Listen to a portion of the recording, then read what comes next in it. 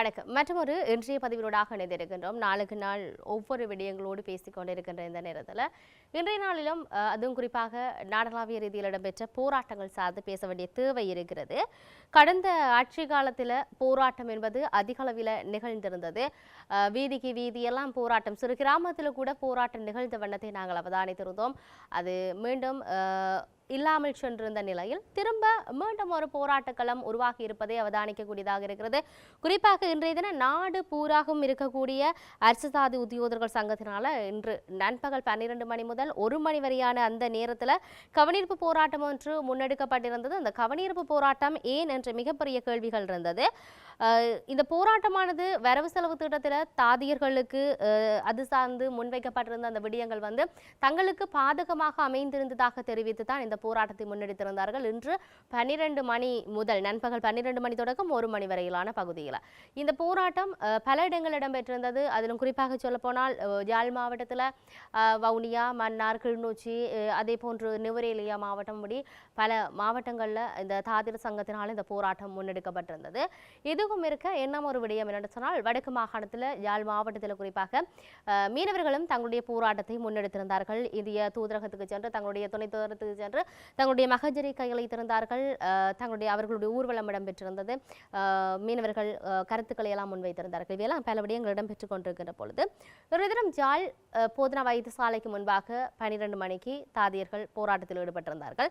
அவர்கள் பல பதாதிகளை தாங்கியவாறு அவர்கள் தங்களுடைய போராட்டத்தை ஆரம்பித்திருந்ததை பார்க்கக்கூடியதாக இருந்தது. அதில் தாதியர்களுக்கு பாதற்றில் சரியான நீதியை பெற்றுக்கொடு, குறைக்கப்பட்ட மேலதிக நேர கொடுப்பனவை அதிகரி, பதவி உயர்வை பழைய முறைப்படி வழங்கு, பதவி உயர்வையெல்லானே பழைய முறைப்படி வழங்கு என்ற விடயத்தை அவர்கள் சொல்லியிருந்ததை பார்க்கக்கூடியதாக இருக்கிறது.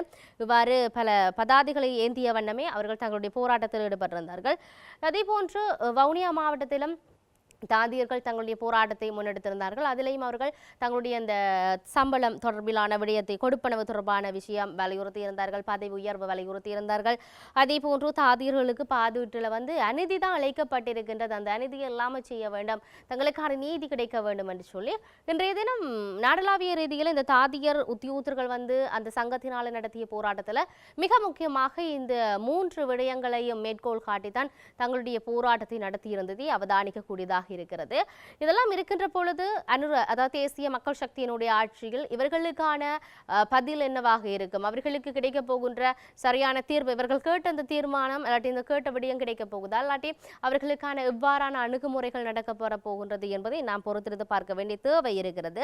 இந்த நிலையில தான் வன்னி நாடாளுமன்ற உறுப்பினர் சத்தியலிங்கத்தின் கோரிக்கைகளுக்கு அமைவாக அரச மருந்தகங்கள் இல்லாத நகரங்களில் மருந்தகங்களை ஸ்தாபிப்பதற்கு சுகாதார அமைச்சு நடவடிக்கை எடுத்துள்ளது என்ற செய்தி ஒன்று வந்திருக்கின்றது. நாடாளுமன்ற உறுப்பினர் சத்தியலிங்கம் மருந்தகங்கள் இல்லாத பல கிராமங்கள் இருக்குது, நகரங்கள் இருக்குது, அந்த இடங்கள்ல கட்டாயம் மருந்தகங்கள் அமைக்கப்பட வேண்டும் என்ற கருத்து முன்வைத்திருந்தார்.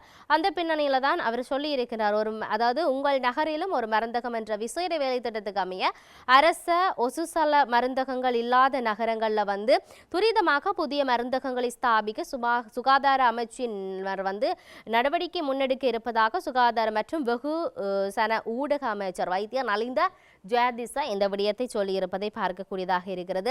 அரச வைத்தியசாலைகளில் காணப்படுகிற இந்த மருந்து தட்டுப்பாடுகள் காரணமாக நோயாளர்கள் தங்களுடைய பணத்தில் மருந்துகளை கொள்ளளவு செய்ய வேண்டியிருக்கு. இந்த நிலையில தான் சலுகைகள் விலையில மருந்து கொள்ளளவை பெற்றுக்கொள்ள உடனடியாக ஒவ்வொரு மாவட்டத்திலையும் இந்த ஒசுசலவினுடைய பிரிவின் சுகாதார நாடாளுமன்ற அமர்வில் நாடாளுமன்ற உறுப்பினர் சத்தியலிங்கம் இந்த விடயத்தை முன்வைத்திருக்கின்றார். இந்த கோரிக்கைகள் வெகு விரைவில் நிறைவேற்றப்படும், அந்த நடவடிக்கைகள் அந்த திட்டத்தின் கீழ் முன்னெடுக்கப்படும் என்று சொல்லப்பட்டிருக்கிறது.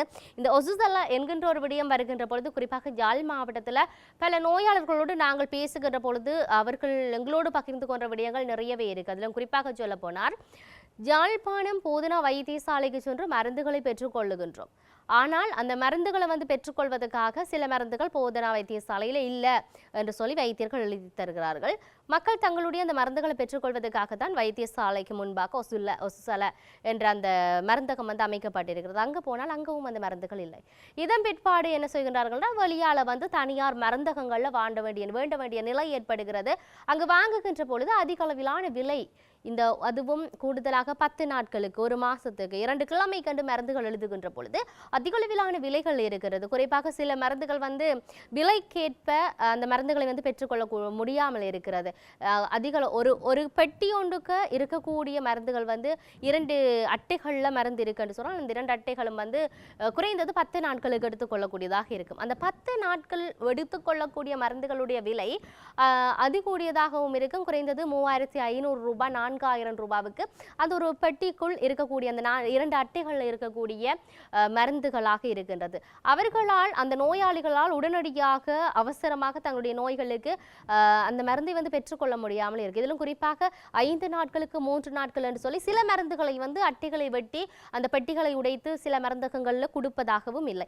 ஆகவே இப்படி இருக்கின்ற பொழுது வைத்தியசாலைகளிலேயும் மருந்து பற்றாக்குறை, அதேபோன்று ஒசுசலையிலே மருந்துகளில் வெளியால வந்த அதிக வேலை, நோயாளர்கள் பல்வேறுபட்ட அசௌகரியங்களை எதிர்நோக்குகின்ற சம்பவங்கள் ஆங்காங்கே பதிவாகி இருக்கிறது. குறிப்பாகவும் அண்மைய நாட்களாக எல்லோருக்கும் தெரியும், கடந்த காலங்களிலும் சரி இப்பவும் சரி இந்த வைத்தியத்துறை சார்ந்து பல்வேறுபட்ட விமர்சனங்கள் முன்வைக்கப்பட்டு கொண்டிருக்கிறது. அதிலும் குறிப்பாக சொல்ல போனால் இந்த மருந்துகளாக இருக்கட்டும், இல்லாட்டி வைத்தியர்களுடைய அசட்டை இனம், இல்லாட்டி அவர்களுடைய கவனையின தன்மையாக இருக்கட்டும் என நிறைய விடயங்கள் அரங்கேறி கொண்டிருக்கின்றது. இவ்வாறு பல விடயங்களை எங்களோடு மக்கள் பகிர்ந்திருக்கின்றார்கள் என்பதை இந்த இடத்தில் பகிர்ந்து கொள்ளக்கூடியதாக இருக்கிறது. இந்த பின்னணியில் சுகாதார அமைச்சு ஒரு முடிவை எடுத்திருக்கிறது. இந்த ஒசுசல விரிவான திட்டம் என்கின்ற ஒரு விடயத்தை தாங்கள் நிர்மாணிக்க இருக்கிறார்கள் என்று சொல்லி, அந்த திட்டத்தில் ஊடாக அனைத்து நோயாளர்களும் நன்மை பயப்பார்களாக இருந்தால் அதை விட சிறந்தது எதுக்குமே இல்லை. ஆகவே இந்த வைத்தியசாலைகளுக்கு சில மாவட்டங்களில் சில மாகாணங்களில் இருக்கக்கூடிய இந்த வைத்தியசாலையோடு சேர்ந்த இந்த அரசு சார்ந்த இந்த மருந்தகங்களில் எல்லா மருந்துகளும் இருப்பதற்கான வசதிகளை ஏற்படுத்தி கொடுப்பார்களாக இருந்தால் அது உண்மையிலேயே மிக நல்ல விடயம் என்பதை இந்த இடத்தில் நாங்கள் இந்த பதிவினூடாக சொல்லிக் கொள்ளக்கூடியதாக இருக்கிறது. இது சார்ந்து நாங்கள் உரிய அதிகாரிகள் சிந்திக்க வேண்டிய தேவை இருக்கின்றது என்பதையும் இந்த இடத்தில் நாங்கள் சொல்லக்கூடியதாக இருக்கிறது. ஆகவே நாடளாவிய ரீதியில் பல போராட்டங்கள் ஆர்ப்பாட்டங்கள் நிகழ்ந்து கொண்டேதான் இருக்கிறது. அதிலும் குறிப்பாக சொல்லப்பட்டால் இவ்வாறான ஆர்ப்பாட்டங்கள் இதுக்கான தீர்வுகளையும் தேசிய மக்கள் சக்தி தங்களுடைய ஆட்சியில் வழங்கும் என்கின்ற நம்பிக்கையோடு நாம் பயணிக்க வேண்டிய தேவை இருக்கிறது. இது இருக்க இன்றைய தினம் மீனவர்கள் தங்களுடைய போராட்டத்தை முன்வைத்திருந்தார்கள். அதில் வந்து அவர்கள் சொன்ன விடயம், எங்களை வாழ விடு, எங்களுடைய வள்ளங்களை அளிக்காதே என்று பல விடயங்கள், அத்துமீறி எல்லை தாண்டாதே, எங்கள் சட்டவிரோதமாக இந்த மீன்பிடியில் ஈடுபடாதே, இழுவை மடிப்படக வந்து கொண்டு வராது என்று சொல்லி பல பதாதைகளை தாங்கியவாறு அவர்கள் தங்களுடைய போராட்டத்தை இன்று காலை ஆரம்பித்திருந்தார்கள்.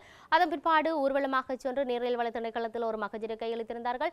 மீண்டும் தங்களுடைய இன்னொரு போராட்டத்தை மாறுவாக துணை தூதரகத்துக்கு முன்னாக, தங்களுடைய இந்திய தூதரகத்துக்கு முன்னாக போராட்டத்தை நடத்தி தங்களுடைய மகஜரை கையளித்திருந்தார்கள், வாசித்து காட்டியிருந்தார்கள்.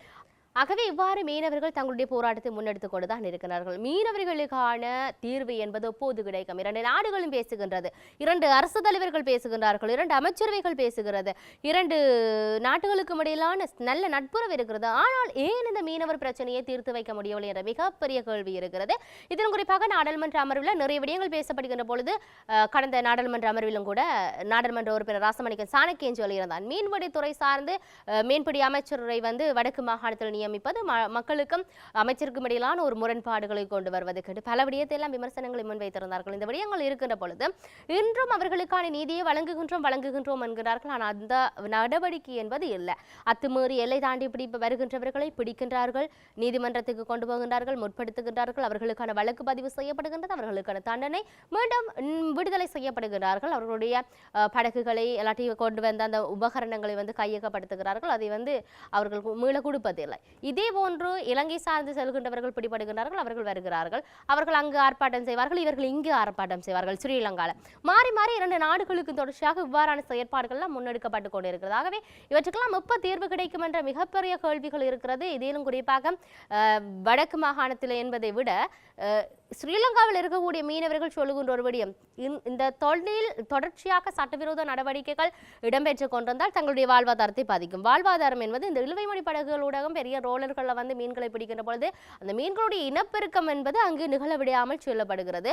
அந்த அவ்வாறான செயற்பாடுகள் இடம்பெற்றால் தங்களுடைய வாழ்வாதாரம், தாங்கள் அன்றாட அந்த தொழிலை நம்பி இருக்கின்றவர்கள் நிலைப்பாடு என்ன? எல்லாரும் பெரிய படகுகள் வந்து அவர்கள் தங்களுடைய வேலைகளை வந்து அப்படியே இழுத்து கொண்டு செல்வதாக பல குற்றச்சாட்டுகள் எல்லாம் முன்வைக்கப்பட்டிருக்கிறது. ஆகவே இவற்றையெல்லாம் இல்லாமல் செய்வதற்கு பல்வேறுபட்ட விடயங்கள் நடவடிக்கைகள் எடுக்க வேண்டும் என்கின்ற ஒரு விடயத்தை சொல்லக்கூடியதாக இருக்கிறது. அதிலும் குறிப்பாக கடற்தொழிலையே நம்பி வாழ்கின்றவர்கள் ஏராளமானவர்கள் உங்களுடைய மத்தியில் வாழ்ந்து கொண்டிருக்கின்ற இந்த பின்னணியில் பல குடும்பங்கள் மீனவ குடும்பங்களை எடுத்துக்கொண்டால் பல குடும்பங்களில் தந்தை ஒருவர் அந்த தொழிலுக்கு சென்றால் தான் அந்த வீட்டில் இருக்கக்கூடிய 4 பிள்ளைகளுடைய கல்வி நிலை இருக்கிறது.